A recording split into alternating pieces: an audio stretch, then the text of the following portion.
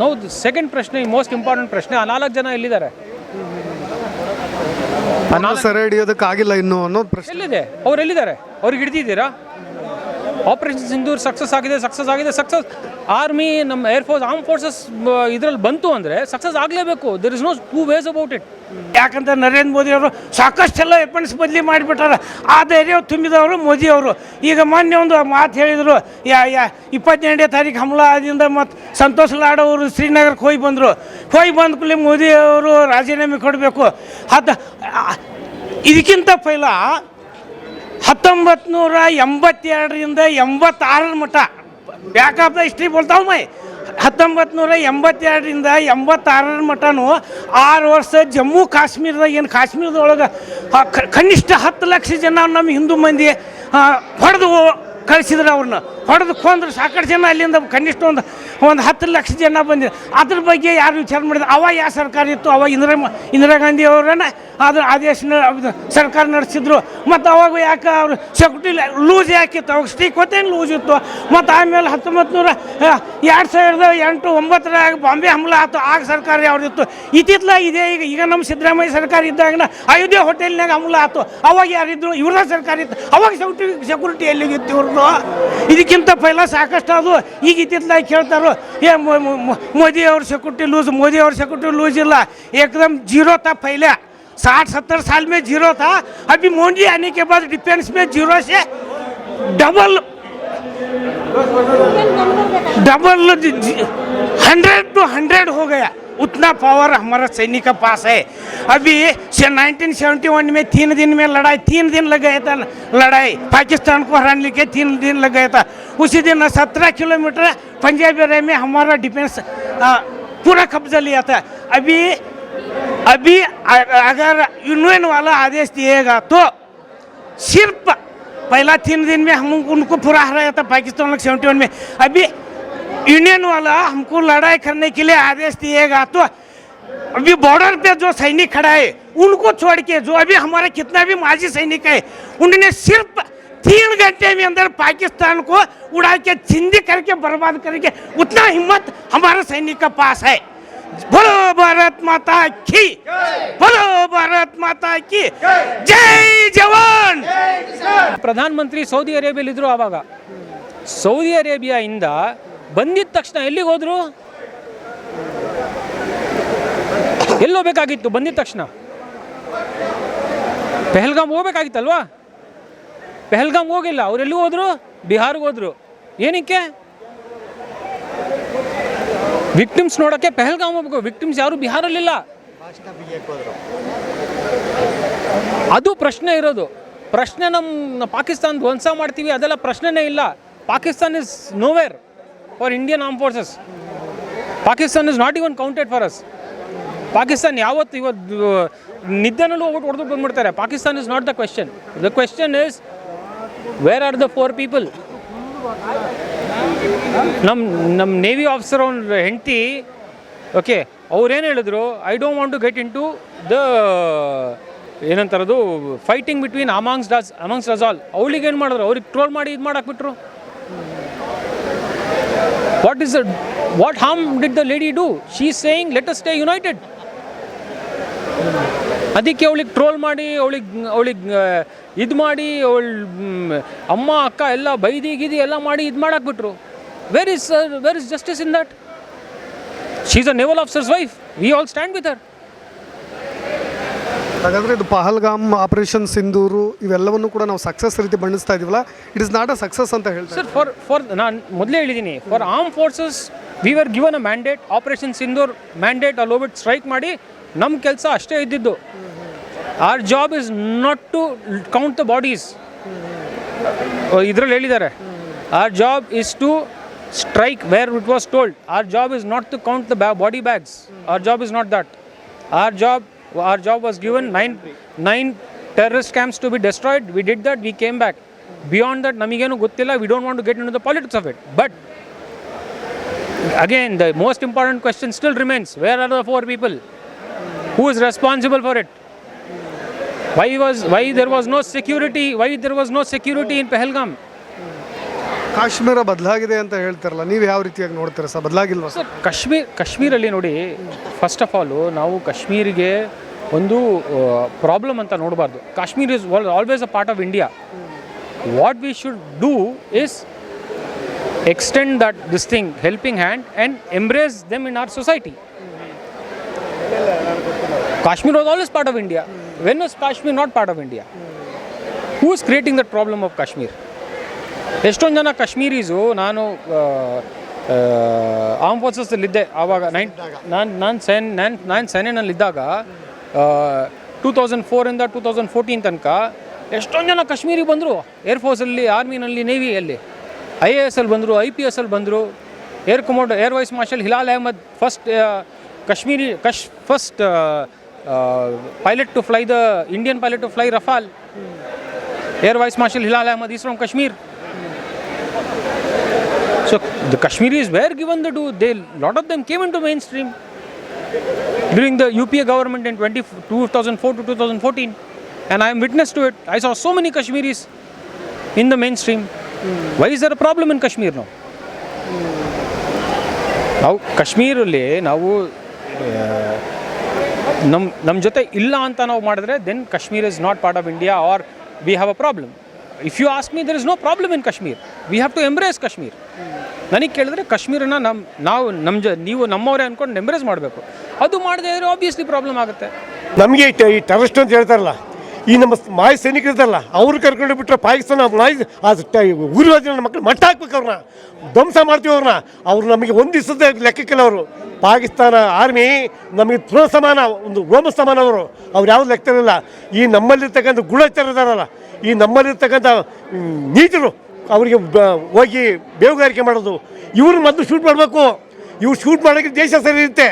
ಅವಳ ಓದ್ತಾಳೆ, ಬೇವುಗಾರಿಕೆ ಮಾಡೋದು, ಅಲ್ಲಿ ಕೊಡೋದು, ಇವ್ರು ಯಾವ ಮೆಸೇಜ್ ಕೊಡೋದು. ಯಾಕ್ರಿ ಬೇಕು ಇವ್ರನ್ನ ಜೈಲಿಗೆ ಹಾಕ್ಬಾರ್ದು. ಜೈಲಿಗೆ ಹಾಕಿದ್ರೆ ವೇಸ್ಟು, ಆ ಪೊಲೀಸ್ನವ್ರ ಕೆಲಸ ವೇಸ್ಟು, ಮತ್ತೊಂದು ದುಡ್ಡು ವೇಸ್ಟು.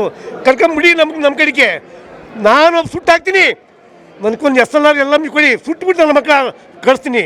ಅವತ್ತು ಕಾಯ್ದೆ ಅವಶ್ಯಕತೆ. ಈ ಟೆರರಿಸ್ಟ್ ನನ್ನ ಮಕ್ಕಳನ್ನ ಜೈಲಿಗೆ ಹಾಕಿ ಕರ್ಕೊಂಬಲ್ಲಿ ಯಾಕೆ ಹಾಕ್ಬೇಕು? ಅವ್ರು ಜೈಲಿಗೆ ಹಾಕಿ ವೇಸ್ಟು, ನಮ್ಮ ವೇಸ್ಟ್ ಕೆಲಸ ವೇಸ್ಟ್ ಆಗಿಬಿಡುತ್ತೆ. ಇವ್ರು ಸುಟ್ಟಾಕೋದು ಒಳ್ಳೆ ಕೆಲಸ ಸರ್. ನನಗೆ ಕೊಡಿ. ನಾನು MEG ಸೆಂಟರ್ ಮಾಜಿ ಹಾಸನ ಜಿಲ್ಲೆ ಸೈನಿಕ ಉಪಾಧ್ಯಕ್ಷನಾಗಿ ಕೆಲಸ ಮಾಡ್ತಿದ್ದೀನಿ. ಸೈನಿಕರ ಉಪಾಧ್ಯಕ್ಷ ಸಂಘದ ಸಮಿತಿ ಅಧ್ಯಕ್ಷನಾಗಿ ಕೆಲಸ ಮಾಡಿದ್ದೀನಿ. ನನಗೆ ಕೊಡಿ. ನನಗೆ ನಮ್ಮ ಸೈನಿಕರು ಕೆಟ್ಕೊಂಡು, ಮಾಜಿ ಸೈನಿಕರು ಸಾಕು, ಹಾಲಿ ಸೈನಿಕರು ಬೇಡಿ, ಮಾಜಿ ಸೈನಿಕರು ಸಾಕು. ನೀವು ಸುಟ್ಟಾಕ್ತೀನಿ ನಾವು. ಇವ್ರನ್ನ ನಿರ್ವಂಶ ಮಾಡ್ಬೇಕು. ಇವ್ರ ನಾಶನ. ಈ ಬೇವುಗಾರಿಕೆ ಮಾಡ್ತಾರಲ್ಲ ಭಾರತದ ಜೈ, ಇವ್ರ ಅಪ್ಪನ ಮಾಡದ ನಮ್ಮ ನನ್ನ ತಿಂದು, ನಮ್ಮ ನೀರು ಕುಡಿದು, ನಮಗೆ ವಾದ ಮಾಡಿ ಜೈ ಅಂತ ಯಾರು ಅಪ್ಪನ ಮೇಲೆ ಸತ್ರಿದ್ದು. ಇಂಥವ್ರು ಬಿಡಬಾರ್ದು. ಯಾವುದೇ ಪಕ್ಷ ಇರಲಿ, ಸುಟ್ಟಾಕ್ಬೇಕು ಇವ್ರನ್ನ. ಅದನ್ನು ಆಸೆ ಸರ್. ನೋಡಿ, ನಿಮ್ಮ ಆಕ್ರೋಶ ನೋಡ್ತಾ ಇದ್ರೆ ನಮಗೂ ಕೂಡ ರೋಮಗಳು ಹಾಗೆ ನೇಮರು ಬಿಡುತ್ತೆ. ಒಂದು ನಾಳೆ ಯುದ್ಧ ಬನ್ನಿ ಅಂತ ಒಂದೇ ಒಂದು ಕರೆ ಕೊಟ್ಟರು ಸಾಕು, ಯುದ್ಧ ಮಾಡ್ಲಿಕ್ಕೆ ಸನ್ನದ್ಧರಾಗಿ. ಈಗ ತಾನೇ ಮದುವೆ ಆಗಿರಲಿ ಅವ್ರದ್ದು, ಈಗ ತಾನೇ ಹೊಸ ಬದುಕಿ ಕಾಲಿಟ್ಟಿರಲಿ, ಆದ್ರೆ ದೇಶಕ್ಕೋಸ್ಕರ ಪ್ರಾಣ ಕೊಡ್ಲಿಕ್ಕೆ ರೆಡಿ ಇರ್ತಾರೆ ಸರ್. ನಾನು ಮದುವೆ ಆಗಿ 15 ದಿವಸ ಆಯಿತು. LTT ಮಾರೋದು ಉಗ್ರವಾದಿಗಳು, LTT ಶ್ರೀಲಂಕಾ. 15 ದಿವಸ ನಾನು ಕಾಲ್ ಮಾಡಿದ್ರೆ ಹೋದೆ ನಾನು. ಅಯ್ಯೋ ಬತ್ತಿನೋ ಬರೋಕು. ನಮ್ಮ ಮಿನಿಟಲ್ಲಿ 10 ಸತ್ಬಿಟ್ರು. ನಾವು 3 ರೆಜಿಮೆಂಟು ಕೆಲಸ 15 ಸತ್ರು. ನಾನು ಮತ್ತೆ ವಾಪಸ್ ಹೋಗ್ತೀನಿ ಬತ್ತೀನಿ, ನನಗೆ ಗೊತ್ತಿರಲಿಲ್ಲ. ಅಟ್ಯಾಕ್ ನಡೀತೈತೆ, ಇನ್ನೇನು ಮಾಡೋಂಗಿಲ್ಲ. ವಿಧಿ ದೇಶದ ಒಂದು ಆರ್ಮಿ ಇದು ಹೋದೆ, ಏನೋ ದೇವ್ರದಲ್ಲಿ ಬದುಕಿ ಬಂದೆ ನಾನು. ಇಂಥ ಸಂದರ್ಭ ನಮಗೆ ಸಿಕ್ಕಿದ್ರೆ ನಾವು ಬಿಡ್ತಿರಲಿಲ್ಲ. ಸೈನಿಕರು ಏನು ಕೊಡ್ತಾವ್ರೆ, ಇದು ಗೌರ್ಮೆಂಟ್ ಬಂದರು, ಒಂದೊಂದು ಹಾರ ಕೊಟ್ಟರು, ಹೋದ್ರು ಮನೆಗೆ ಹೋದ್ರು, ಹೇಳೋದ್ರು. ಅವತ್ತು ಸೈನಿಕರು ಸತ್ತರ್ಕೊಂಡ್ರಿ, ಜೀವ ಬೆರೆಸ ಸುಟ್ಟು ಅವ್ರನ್ನ ನ್ಯಾತಾಕಿ ಬೆಂಕಿ ಹಚ್ಚಿರಲ್ಲ, ಪೆಟ್ರೋಲ್ ಹಾಕಿ, ಡೀಸೆಲ್ ಹಾಕಿ ಆ ಶ್ರೀಲಂಕಾದಲ್ಲಿ ನೆನ್ಕೊಂಡ್ರೆ. ಆ ಸೈನಿಕರು ಇವತ್ತು ಹೋಗಿ ಅಟ್ಯಾಕ್ ಮಾಡ್ತಿರಲ್ಲ, ನಮ್ಮ ಪಾಕಿಸ್ತಾನ ಕೊಟ್ಟಿರ್ತೀವಿ, ಫೈಟ್ ಮಾಡ್ತಿರಲ್ಲ. ಅವ್ರ ಮಕ್ಳು ಮರಿ ಪಾಪ, ಅವ್ರ ಮಕ್ಳು ಮರಿ ಅನ್ನೋದು ನಾವು ಕೊಡೋಣ್ರಿ. ಅದನ್ನ ಯೋಚನೆ ಮಾಡಿ ಸೈನಿಕರು ಏನು ಕೊಟ್ಟಾರೆ? ಒಂದು ಟೋಲ್ ಗಾಡಿ ಬೇಡ, ಎಕ್ಸ್ಪ್ರೆಸ್ ಇಲ್ಲ, ಅವೈಲೇಬಲ್ ಇಲ್ಲ. ಒಂದು ಸೈಟ್ ಕೊಡಿ, ಅವ್ರಿಗೆ ಅವೈಲೇಬಲ್ ಇಲ್ಲ. ನಾವೆಲ್ಲ ಒಂದು ಜಾತಿ, ನಾವು ಹಿಂದೂ ಮುಸ್ಲಿಂ ಕ್ರೈಸ್ತ ಎಲ್ಲ ಒಂದು ಜಾತಿಲಿ ಇದ್ದೀವಿ ನಾವು. ಯಾರು ಗೌಡ ಇರ್ಬೋದು, ಲಿಂಗಾಯತ ಎಲ್ಲ ಒಂದು ಜಾತಿ ಇದ್ದೀವಿ. ನಮ್ಮದು ಒಂದು ಜಾತಿ ಕಣ್ರಿ, ನಮಗೂ ಮೀಸಲಾತಿ ಕೊಡಿ.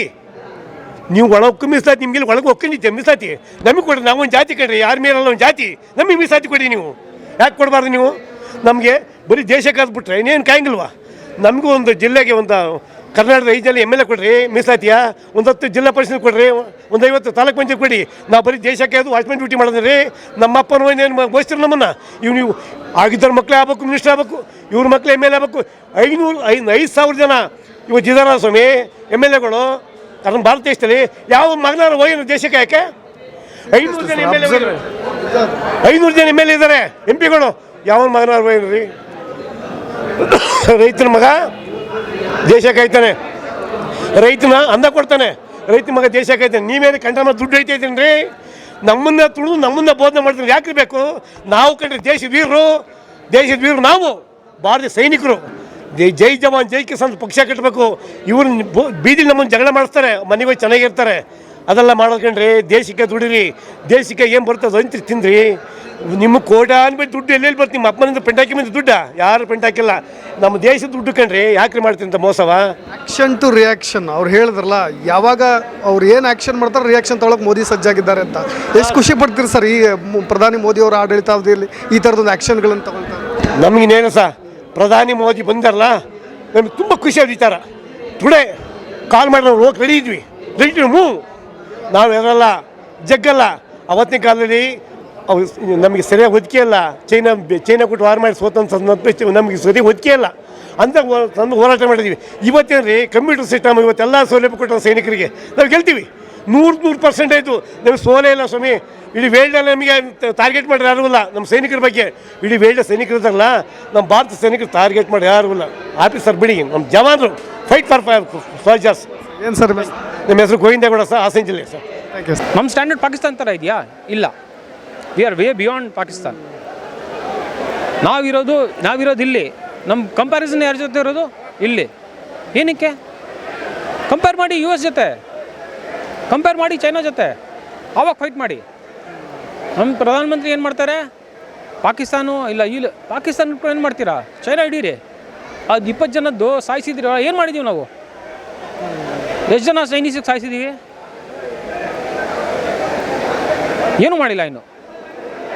So the basic, if you ask me, my personal opinion is operation Sindoor, arm forces, take them out. It is all for Bihar election. Nothing else. That's the plain simple truth. Bihar ಎಲೆಕ್ಷನ್ಗೋಸ್ಕರ ಅದೆಲ್ಲ ಟಮಟೆ ಹಾಕ್ಕೊಂಡು ನಾವು ಸಿಂಧೂರಲ್ಲಿ ಫೋಟೋ ಯಾರ್ದಿದೆ? ಆಡಿರೋದು ಯಾರು? ಇದು ಮಾಡಿರೋದು ಯಾರು? ಫೈಟ್ ಮಾಡಿರೋದು ಯಾರು? ಸೈನಿಕರು. ಫೋಟೋ ಯಾರ್ದಿರೋದು?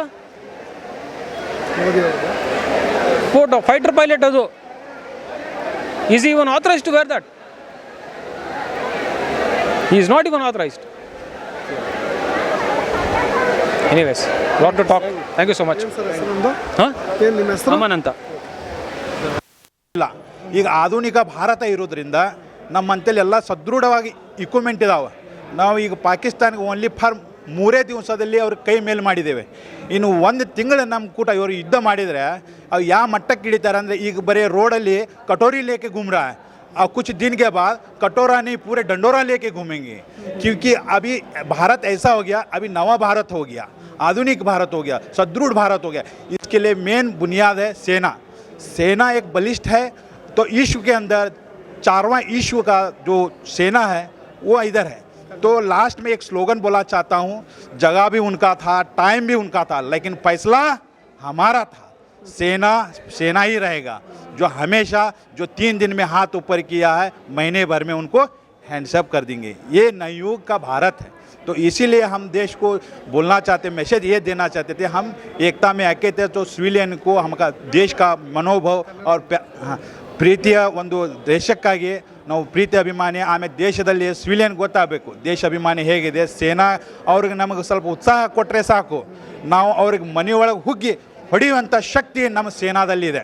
ಇದು ಆಧುನಿಕ ಭಾರತ. ಅದಕ್ಕಾಗಿ ನೋಡಿ, ಈಗ ಅವರೇ 2 ದಿವಸಕ್ಕಂದ್ರೆ ನೀವು ಏನಂದು ನೀವು ನೋಡಿರ್ಬೋದು, ಸೇನಾದಲ್ಲಿ ಅನೇಕ ಥರ ಯಾವುದು ಅವ್ರಿಗೆ ದೇಶ ಸಪೋರ್ಟ್ ಮಾಡ್ತಾ ಇಲ್ಲ. ಆದರೆ ನಾವು ಯಾರಿಗೂ ಸಪೋರ್ಟ್ ಕೇಳ್ತಾ ಇಲ್ಲ.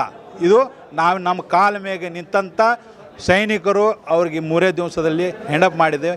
ಇದಕ್ಕಾಗಿ ನಮ್ಮ ಸಹಯೋಗ ಮಾಡ್ತೀವಿ. ನಮ್ಮ ಇನ್ನೊಮ್ಮೆ ಇದು ನಮ್ಮ ದೇಶ ಪ್ರೇಮಿಗಳಿಗೆ ಇದೇ ಥರ ನಮ್ಮ ಪ್ರೋತ್ಸಾಹ ಕೊಡಲಿ, ನಾವು ಅವ್ರಿಗೆ ಬೆನ್ನೆಲುಬಾಗಿರ್ತೀವಿ. ನಮ್ಮ ಇವತ್ತು ನೋಡಿ, ನಮ್ಮ ಭಾರತ ದೇಶ ಶಾಂತಿವಾಗಿ ಇದೆ ಅಂದರೆ ಕಾರಣ ನಾವು ಸೇನಾ. ಇವತ್ತಿಲ್ಲಿ ಸಿವಿಲಿಯನು ಪಬ್ಲಿಕ್ ಅಮಾಸಿ ಹುಣ್ಣಿಮೆ ಹಬ್ಬ ಇದನ್ನು ಮಾಡಕತ್ತಾರ ಅಂದರೆ ಕಾರಣ ಸೇನಾ. ಇಲ್ಲಾಂದರೆ ಎಕ್ಸಾಂಪಲ್ ಹೇಳಬೇಕಂದ್ರೆ ಸರ್, ನೀವು ರಷ್ಯಾ, ರೂಸು, ಹಮಾಸು ಅಲ್ಲಿ 2 ವರ್ಷ 1 ವರ್ಷ ಯುದ್ಧ ನಡೀತಾ ಇದೆ ಸರ್. ಅದಕ್ಕಾಗಿ ಇಲ್ಲಿ ಯಾಕೆ ಅಮಾಸಿ ಹುಣ್ಣಿಮೆ ಮಾಡ್ತಾರೆ ಅಂದರೆ, ನಾವು ಸೇನಾದಲ್ಲಿ ಗಡಿಯಲ್ಲಿ ಸದೃಢವಾಗಿದ್ದೇವೆ. ಅದಕ್ಕೆ ಇಲ್ಲಿ ಅಮಾವಾಸ್ಯೆನೂ ನಡೀತೈತಿ, ಉಮಾಶಿ ದೀಪಾವಳಿನೂ ನಡೀತೈತಿ, ರಂಜಾನು ನಡೀತೈತಿ, ಯೇಸು ಕೃಷ್ಣನೂ ನಡೀತೈತಿ. ಇದು ಸರ್ವಧರ್ಮ ಭಾರತ. ಇಲ್ಲಿ ಯಾವುದು ಜಾತ್ಯತೀತ ಇಲ್ಲ. ಇದು ಸರ್ಕ್ಯುಲರ್ ದೇಶ. ಇದಕ್ಕೆಲ್ಲ ನಮ್ಮ ಮೇನ್ ಇರೋದು ಸೇನಾ. ಇದಕ್ಕೆ ಇನ್ನೊಂದು ಸಲ ನಾವು ಹೇಳೋದ್ರಿಂದ ನಾವು ಹೇಳ್ತೀನಿ, ನಾನು ಒಂದು 2 ಮಾತು ಮುಗಿಸ್ತೀನಿ. ನಾವು ಧಾರವಾಡ ಜಿಲ್ಲಾ ಅಧ್ಯಕ್ಷರು, KPCC ಮಾಜಿ ಸೈನಿಕರ ಘಟಕ. ಜೈ ಹಿಂದ್, ಜೈ ಭಾರತ್, ಬೋಲೋ ಭಾರತ್ ಮಾತಾ ಕಿ ಜೈ.